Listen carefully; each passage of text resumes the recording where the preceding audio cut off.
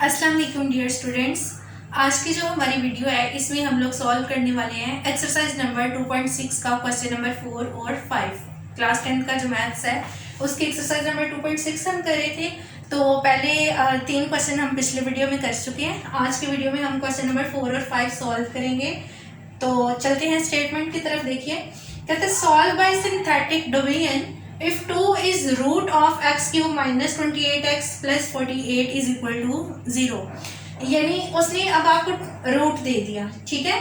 जब रूट दे दिया तो इट्स मीन कि जब हम इस इक्वेशन को डिवाइड करेंगे 2 से तो डेफिनेटली जो हमारे पास आएगा फैक्टर जो रिमाइंडर आएगा वो 0 के इक्वल आएगा।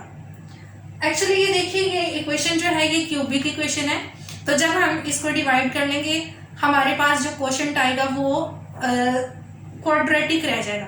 और क्वाड्रेटिक इक्वेशन जो है उसको सॉल्व करना आपको आता है। फैक्टराइजेशन से भी कर सकते हो, क्वाड्रेटिक फार्मूले से भी कर सकते हो और कंप्लीटिंग स्क्वायर मेथड से भी कर सकते हो। तो चलिए स्टार्ट करते हैं। देखिए, सबसे पहले आपको क्या करना है, क्योंकि हम सिंथेटिक डिवीजन से कर रहे हैं तो हमें इस इक्वेशन के जो कोएफिशिएंट्स हैं हर टर्म के वो लिखने हैं। सबसे पहले एक्स क्यूब का कोएफिशिएंट 1 है तो हमने क्या लिख दिया 1। अब देखिए उसके बाद एक्स क्यूब के बाद क्योंकि एक्स स्क्वायर आता है लेकिन हमारे पास एक्स स्क्वायर इक्वेशन में मौजूद नहीं है तो उसका जो कोएफिशिएंट है वो 0 होगा, इसलिए हम यहाँ पे लिखेंगे 0। देन एक्स का कोएफिशिएंट -28 और कांस्टेंट टर्म है आपके पास 48, तो यहाँ पे 48 आ गया। अब डिवाइड किससे करना है, 2 से। 2 रूट है तो 2 से डिवाइड करते हैं। 1 को ऐसे ही नीचे उतार लें, 2 को 1 से मल्टीप्लाई किया 2, अब इन दोनों को ऐड किया 2, 2 2s are 4, तो -28 + 4 -24 आ गया। इन दोनों को मल्टीप्लाई किया तो -48, यहाँ पे हमने क्या लिख दिया -48। तो आप देख सकते हो कि यहाँ पे हमारे पास जो रिमाइंडर है वो क्या आ गया 0, प्लस माइनस माइनस हो गया, 48 में से 48 गया तो 0 आ गया, रिमाइंडर हमारे पास 0 आ गया, ठीक है। और जो बाकी इक्वेशन अब निकलेगी उसको हम डिप्रेस्ड इक्वेशन कहते हैं, जो कम डिग्री की होती है, ठीक है। असल वाली इक्वेशन से ये कम डिग्री की होगी इसलिए हम इसको डिप्रेस्ड इक्वेशन कहते हैं। तो यहाँ पे आप लिखेंगे here r is equal to 0 and depressed equation is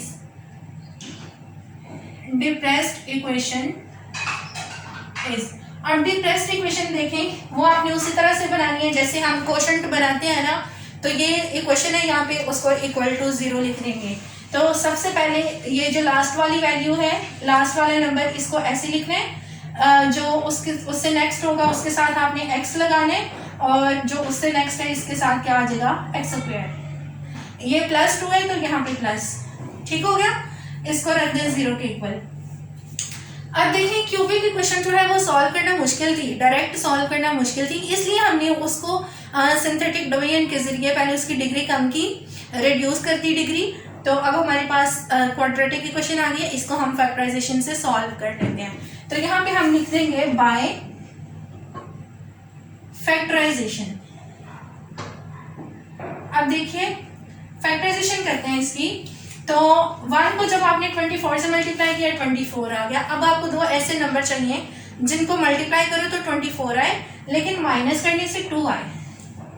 आपको 2 ऐसे नंबर चाहिए जिन्हें मल्टीप्लाई करो तो 24 आए लेकिन माइनस करने से 2 आए। तो ऐसे 2 नंबर हैं हमारे पास 12 और 2। डेफिनेटली 12 को 2 से मल्टीप्लाई करोगे तो 24 आएगा और 12 में से जब 2 को निकालोगे तो 10 आ जाएगा। तो यहाँ पे हम 2x की जगह लिख देंगे 12x² - 2x। 12 और 2 ले लिया, ठीक है। इन्हें मल्टीप्लाई करो तो 24 बन रहा है और जब माइनस करो तो यही वाली वैल्यू आ जाएगी। आई थिंक गलती कर दी हमने, 12 2 24 तो हो गया लेकिन माइनस करने से 2 नहीं आ रहा है।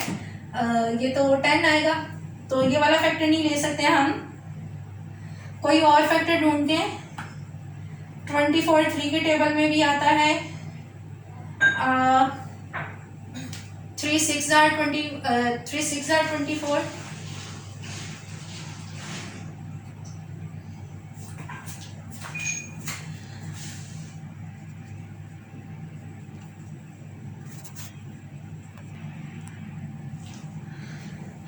हम दो फैक्टर ढूंढते हैं जिन्हें मल्टीप्लाई करो तो 24 आए, लेकिन माइनस करने से 2 आए। ठीक है, आपने दो ऐसे नंबर ढूंढने जिन्हें मल्टीप्लाई करो 24 आए, तो 12 और 2 को लें तो 10 आता, लेकिन मल्टीप्लाई करने से 24 तो आ जाता है, लेकिन माइनस करने से 10 आ रहा है, लेकिन हमें क्या चाहिए 2। तो हम 3 को देख लेते हैं। 3 के टेबल में 3 8 8 में से 3 गया तो 5 आया, 2 नहीं आया। अब हम 4 के टेबल में देखते हैं। 4 6 24, और 6 में से जब 4 जाएगा तो बाकी 2 बच जाता है। तो हमें दो नंबर मिल गए 6 और 4। तो यहाँ पे हम लिखते हैं स्टूडेंट्स 1x² प्लस 6x लिखेंगे और माइनस 4x, क्योंकि 6 4 आएगा, 6 में से 4 निकालेंगे तो 2, इसलिए माइनस 4x और माइनस 24 इज इक्वल टू 0। अब देखिए इन दोनों के एक पेयर ये हमने बना लिया, एक ये, इन दोनों में से x कॉमन, ब्रैकेट के अंदर x और यहाँ पे क्या आ गया 6। इन दोनों में से देखिए 4 कॉमन आ रहा है और ब्रैकेट के अंदर x, माइनस की जगह प्लस लगाएंगे क्योंकि हम माइनस को कॉमन ले चुके हैं। जब माइनस को कॉमन लेते हैं तो अंदर वाला साइन लाजमी तौर पे चेंज करते हैं। अंदर वाला साइन हमने कर दिया चेंज, तो 4 6 24। अब यहाँ पे भी x प्लस 6 है, यहाँ पे भी x प्लस 6 है, तो x प्लस 6 आ गया कॉमन और ब्रैकेट में क्या बचा, यहाँ से x बच गया और यहाँ से माइनस 4। इन दोनों को लिख दिया। अब दोनों को अलग अलग 0 के इक्वल रख देंगे। x प्लस 6 भी 0 के इक्वल और x माइनस 4 जो है वो भी 0 के इक्वल। अब प्लस 6 उधर गया तो माइनस 6 और माइनस 4 उधर गया तो प्लस 4। तो स्टूडेंट्स ये हमारे पास क्या आ गया है, सोल्यूशन हमारे पास x की वैल्यूज निकल आई हैं। अब देखिए यहाँ पे अमूमन स्टूडेंट्स एक मिस्टेक करते हैं। सोल्यूशन सर जब आपने लिखना है तो आप यहाँ से जो दो वैल्यूज निकालते हो सिर्फ आप वही लिख देते हो, वही वैल्यूज आपने नहीं लिखनी। एक वैल्यू गिवन है हमारे पास 2, ये भी तो रूट है ना, तो ये भी सोल्यूशन है इस इक्वेशन का। वैसे भी क्यूबिक इक्वेशन है तो इसके 3 सोल्यूशन निकलेंगे, तो तीनों को मेंशन करना है। पहले हम लिखेंगे 2, देन माइनस 6 और देन लिख देंगे 4। ये हमारी गिवन इक्वेशन का है सोल्यूशन। तो इसका जो सेकंड और थर्ड पार्ट है वो आपने खुद सॉल्व कर लेना है, बहुत ईजी है, इसी तरह से है। तो अब हम सॉल्व करते हैं क्वेश्चन नंबर 5।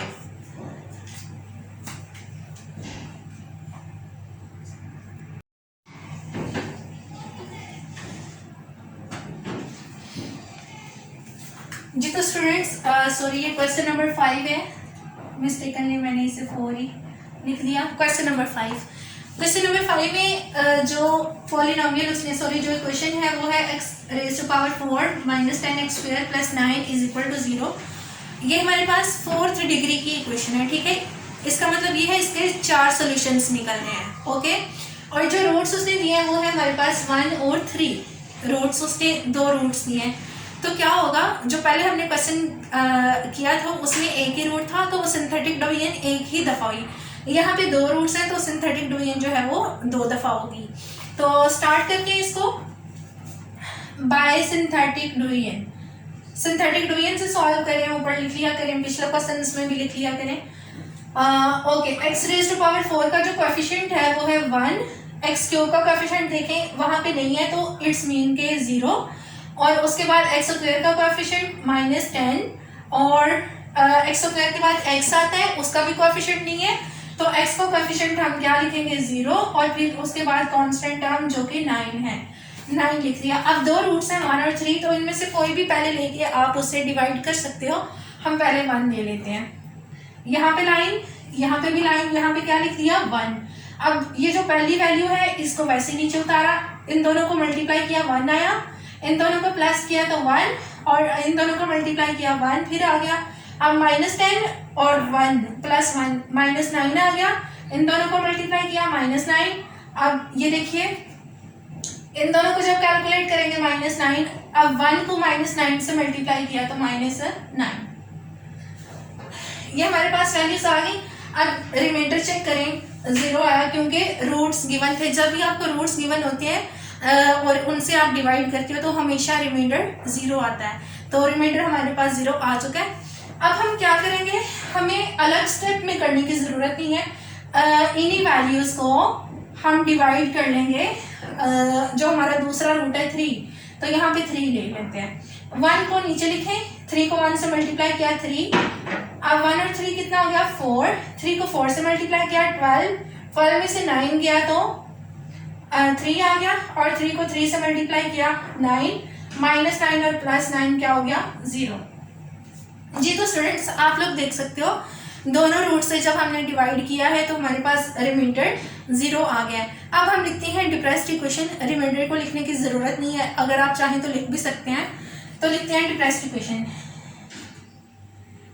डिप्रेस्ड इक्वेशन बनानी आपको होपफुली आ गई होगी, पिछले क्वेश्चन में भी मैंने बताया था, यहाँ पे दोबारा से देख लेते हैं। इज डिप्रेस्ड इक्वेशन में पहली वैल्यू लास्ट वाली जो है सॉरी इसको ऐसे लिखा +3, अब +4 और इसके साथ आपने x लगा देना है और देन क्या आ जाएगा x²। इसके साथ 1 को लिखने की ज़रूरत नहीं है, चाहे तो आप लिख भी सकते हो, ना भी लिखो तो ठीक होगा। ये डिप्रेस्ड इक्वेशन आ गई है। अब हमें फैक्टराइजेशन करके इसको सॉल्व करके रूट्स निकाल लेने हैं। तो हम क्या लिखेंगे बाय फैक्टराइजेशन।